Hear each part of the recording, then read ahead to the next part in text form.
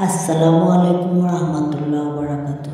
প্রিয় দর্শক, আজকে আলোচনার বিষয় হচ্ছে অধিকাংশ মানুষই ভূমিকম্পকে ভয় পায়, কিন্তু যিনি এই ভূমিকম্প সৃষ্টি করেছেন তার সৃষ্টিকর্তাকে ভয় পায় না কেন?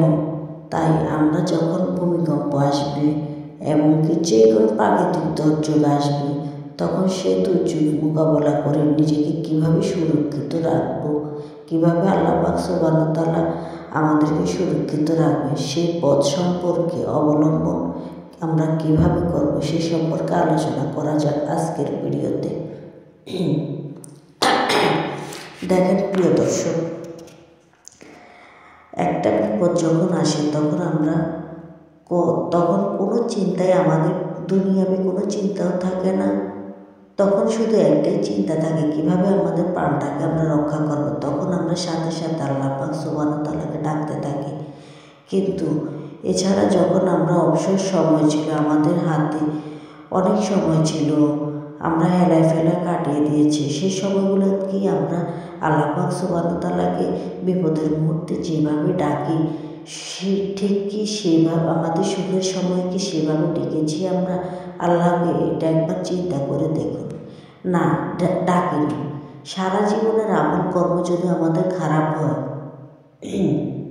সারা জীবনের আমল কর্ম যদি আমাদের ভালো না হয়, তাহলে বিপদের মুহূর্তে কিভাবে আমরা আল্লাহকে ডাক দিলে সাথে সাথে আল্লাহ আমাদের ডাকে সাড়া দেবেন? সেই রাস্তা যদি আমরা পরিষ্কার করতে চাই, তাহলে আমরা সারা জীবনের আমল কর্মকে ভালো রাখতে হবে।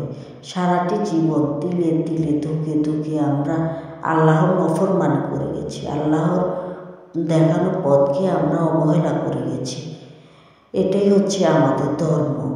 কিন্তু না, এটা যদি আমরা সব সময় যদি এই পথটা যদি অবলম্বন করে থাকি, তাহলে আমরা বিপদের মুহূর্তে আল্লাহকে পাবো না।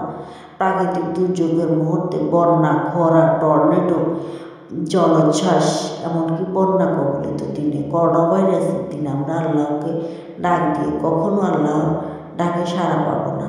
তাই আমাদের উচিত সুখে দুঃখে বিপদে আপদে সব সময় আল্লাহকে স্মরণ করা, সারাটি জীবন আমাদের আমল কর্মকে ভালো রাখা, এবং কি সবসময় আল্লাহকে ভয় করা।